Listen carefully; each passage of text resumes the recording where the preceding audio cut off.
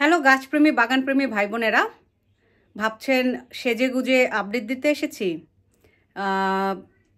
সেজে গুজে এসেছি এবং আপডেটও দিতে এসেছি, তবে শুধু আপডেট দেওয়ার জন্য সেজে গুজে আসিনি। এখন হচ্ছে সকাল 8টা বাজে, আমি যাচ্ছি অফিসে। তো যাওয়ার আগে ভাবলাম এক পলক আমার চারাগুলোকে একটু দেখে যাই, আর সাথে আপনাদেরকেও একটু আপডেট দিয়ে যাই। তো এই যে দেখুন, কনজারভেটিতে আমার যে শশার চারাটা, সেই শশার চারাতে অলরেডি ফুল চলে এসেছে, শশাও চলে এসেছে। তো খিরাই গাছে অবশ্য খিরাই এসেছে, আর সাথে আছে দুটি দেখতেই পাচ্ছেন লাউয়ের চারা, আর নিচে আরও বেশ কিছু খিরাইয়ের চারা। তো ভাবলাম সকালবেলা যেহেতু অফিসে যাচ্ছি, সারাটা দিন অফিসে থাকবো, চারাগুলোর কি অবস্থা জানি না, তো যাওয়ার আগে একটু দেখে যাই, আপডেট দিয়ে যাই। তো সেজন্যই আসা। তো এখন আমি কনজারভেটিতে আছি। তো আমার কনজারভেটিটা মেনলি অনেকটা রুমের মতো, কারণ এই যে দেখুন উপরে এরা ঢালাই করে দিয়েছে। আমি আগে ভিডিওতে দেখেছি প্রথমে গ্লাস ছিল, তো আমরা যখন এই বাসাটা কিনি তার অনেক আগেই মনে হয় এরা উপরের গ্লাসগুলা ভেঙে উপরে ছাদ বানিয়ে দিয়েছে ঢালাই করে। তো কিন্তু এই পাশে পুরোটাই দেখুন আবার আমার উইন্ডো পুরোটা।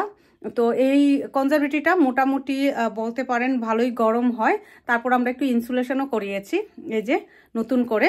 তো আমার কনজারভেটিটা এখন আছে গাছে ভরা, চারা গাছে ভরা। তো ভাবলাম একটু আপডেট দেই কনজারভেটির ভিতরের চারা গাছগুলোর।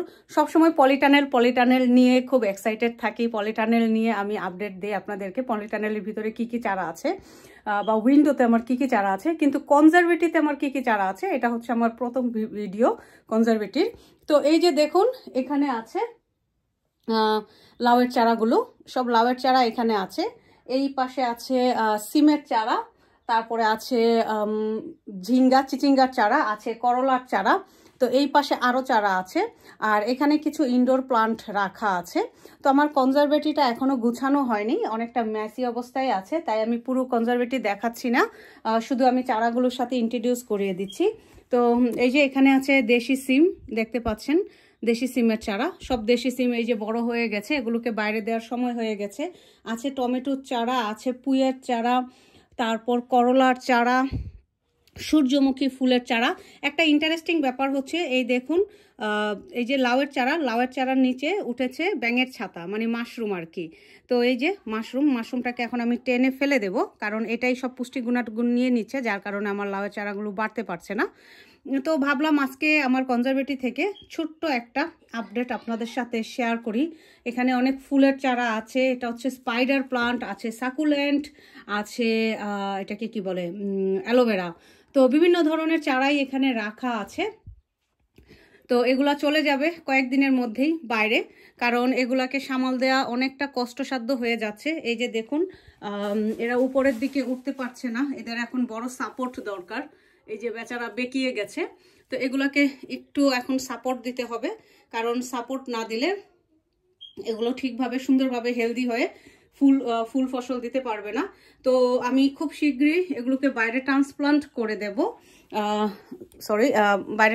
করে দেব। আর এই যে এই পাশে আছে, একটু দেখাই, এই পাশে আছে মরিচের চারা, আছে কোজেটের চারা, আছে খিরাইয়ের চারা। তারপর এই যে বলেছিলাম খিরাই চলে এসেছে, ওইটাই একটু আপডেট দেই। এই যে খিরাই দেখুন, এই যে খিরাই চলে এসেছে। এখানে তো প্রত্যেকটা শশা ফুলেই শশা চলে এসেছে, এবং শশা ফুলও চলে এসেছে। তারপর এখানে লাউয়ের চারাও আছে। আচ্ছা, এইগুলো হচ্ছে আমি মূলত আমার দাদার বাড়ি মূলত হচ্ছে কুমিল্লা। তো আমরা কুমিল্লাতে কইডা বলি বা কহি বলি, যেটাকে হয়তো অনেকেই ঝিঙ্গাটা আলাদা জিনিস, চিচিঙ্গা বলে থাকেন। তো সেই চারা এখানে একটা খিরাই গাছে খিরাইয়ের ফুল এসেছে। আমি যেটা করব, এখান থেকে একটা পুরুষ ফুল আছে, এই যে দেখুন পুরুষ ফুলটা নিয়ে আমি ওই যে খিরাই যেটা হয়েছে সেটা একটু পরাগায়ন করে দেব।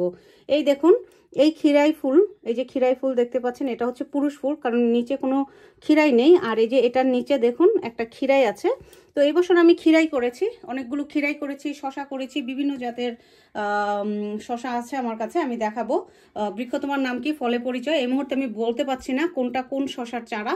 যখন চারা বড় হবে, ফসল দিবে, তখন আমি বলতে পারবো কোনটা লং, কোনটা গার্কিনের মতো যে শশা সেটা। তো যাই হোক, আমি এখন পরাগায়ন করাবো। সরি, এখানে আরেকটা ফুল আছে, তো সেটা দিয়ে আমি পরাগায়ন করাবো। তো আজকের ভিডিওটা এখানেই রাখছি। আমি যাচ্ছি অফিসে, অফিস থেকে এসে আবার পলিটানেলের ভিতরে যাব, সেই গাছপালার কী অবস্থা সেগুলোর একটু আপডেট দেব। তো আজকের মতো এ পর্যন্তই। সবাই ভালো থাকবেন এবং সুস্থ থাকবেন। ধন্যবাদ।